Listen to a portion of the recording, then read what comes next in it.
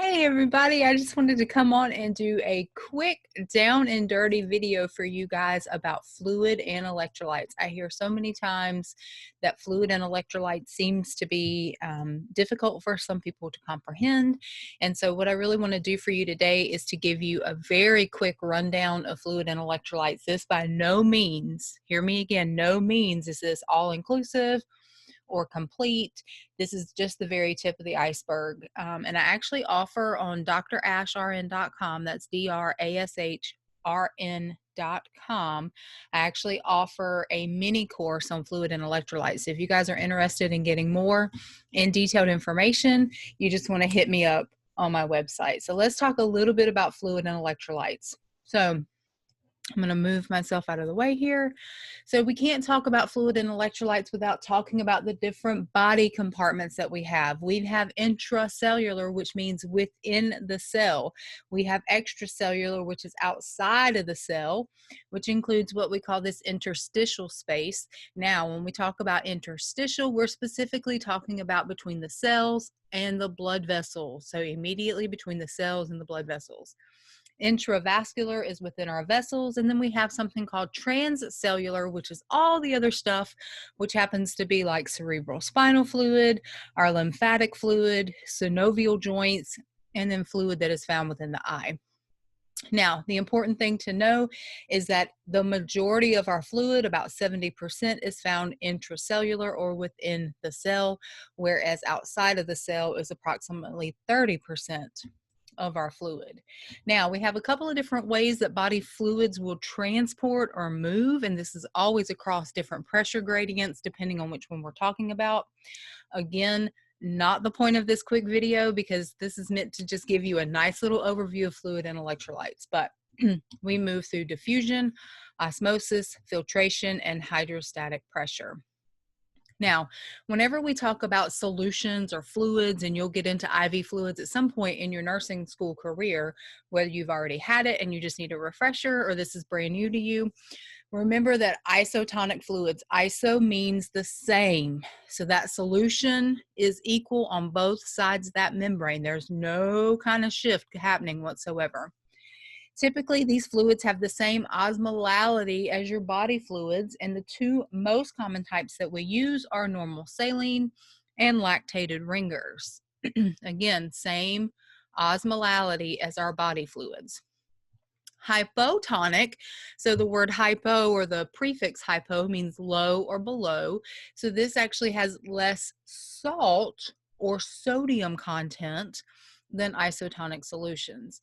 So hypotonic solutions are hypotonic to body cells, which means they have less salt in them than our body cells. And through the process of osmosis, this actually helps the proper shift happen in the body. So examples of hypotonic, remember, less salt. So hypotonic are our dextrose in water, dextrose in quarter normal saline, so a quarter of what we would normally see in saline. The opposite of that is hypertonic. So hyper is above, extra, excess, or more than. That means these concentrations are higher than our body fluids. They have higher osmolality than body fluids. Examples of this would be 5% dextrose in normal saline, or 5% dextrose in half normal saline, or it might look like dextrose in lactated ringers. So higher or more than. So how do we maintain fluid and electrolyte balance? We do that through something called homeostasis. And homeostasis just means everybody's happy, living in the nice, happy world. Everything's where it should be. All the pressure gradients are normal, and everything is happy in our body. This is primarily regulated by the kidneys. There are a lot of people that determine that the heart and lungs are extremely important, but so are the kidneys, okay? Brain, heart, lungs, and kidneys. People often forget kidneys, but kidneys play a crucial role in maintaining fluid and electrolyte balance. That's because they regulate certain hormones. So we have this lovely thing called aldosterone. Aldosterone is responsible for regulating sodium reabsorption. So how much sodium gets put back into the body. It also regulates antidiuretic hormone, and this regulates water reabsorption. So antidiuretic means it holds back or is against diuresis, which in our case would be urination. So whenever we have too much antidiuretic hormone, that means we're holding on to, we're not diuresing, we're not getting rid of the water. So antidiuretic hormone means we're hold on to. If we don't have enough, that means we pee out too much. So how do we treat these? Whenever we have a fluid volume deficit, we treat it with intake, IV solutions, or medications. And excess, our goal is to eliminate the excess. So making the body urinate off the extra fluid. Let's talk about fluid volume deficit very briefly. You will find that I always learn any sort of condition based on pathophysiology. Once you know pathophysiology, you can kind of work your way through everything else. So the patho behind fluid volume deficit is that there is not enough intake to meet the demands of the body.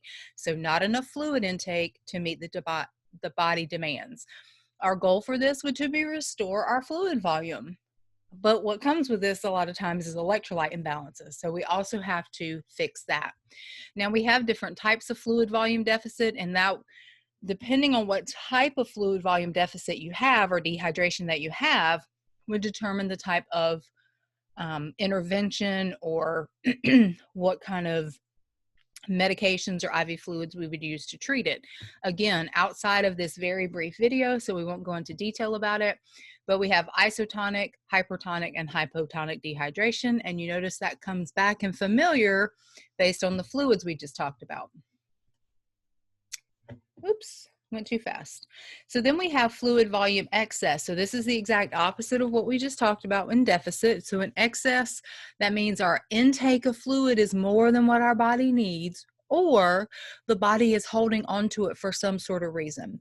And so our goal here is going to be to restore that fluid balance, correct any electrolyte abnormalities, and of course treat the underlying cause, because there has to be some reason why the body is retaining or holding onto fluid.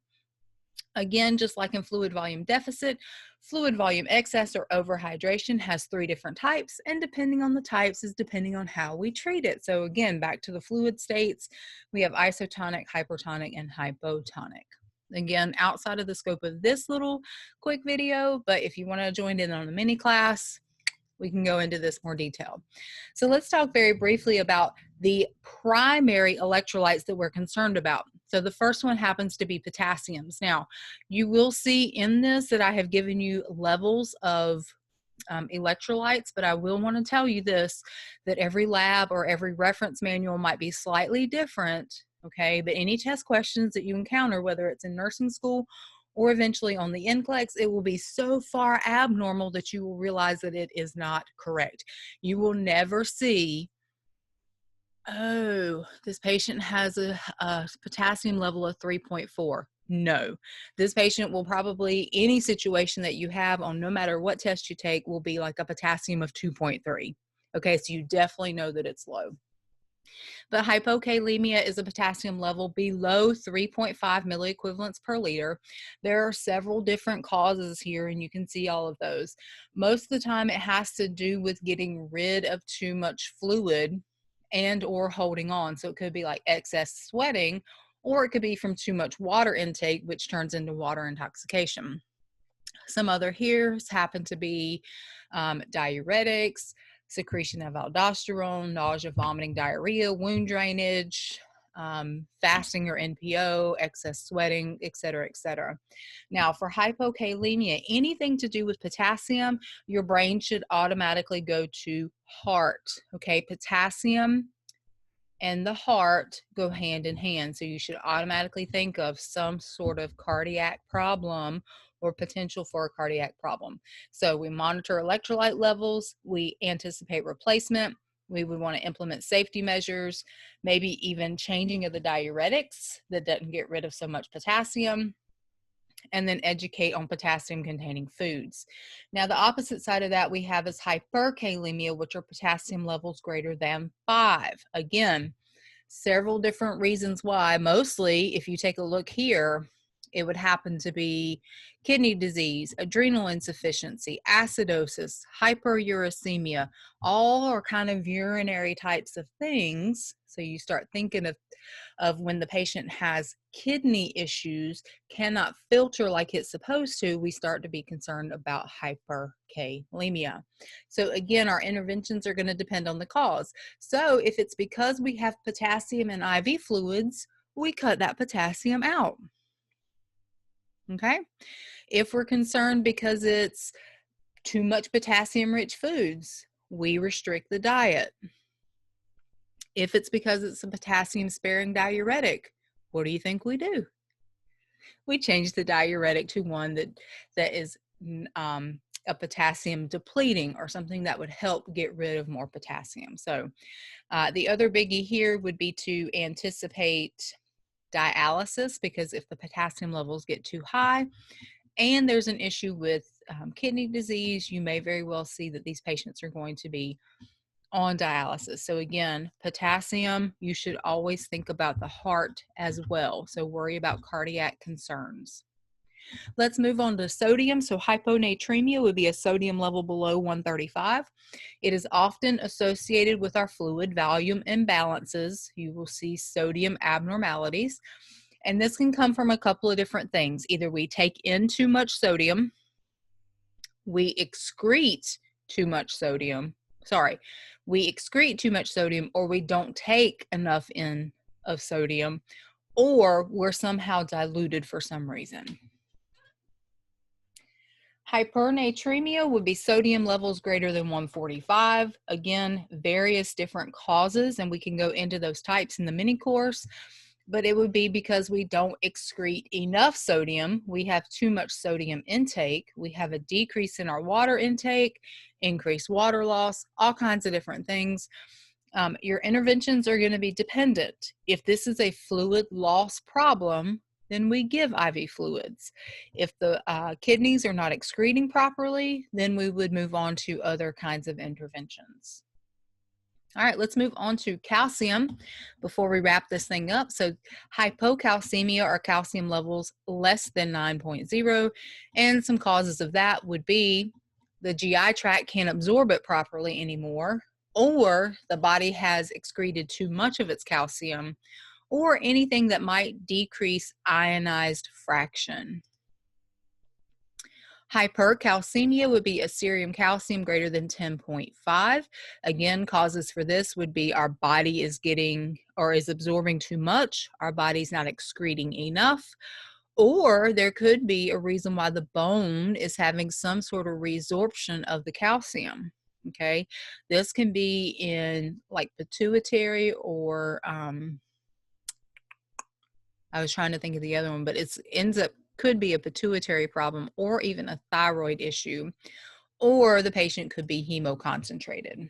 Okay, and that is the quick and dirty on fluid and electrolytes, guys. Again, at drashrn.com, I will offer you like a very full, much more detailed information mini course on fluid and electrolytes, but this is just the basics to kind of get you by. All right, so I hope you've enjoyed this video, and let me know if you have any questions, and I'll see you next time.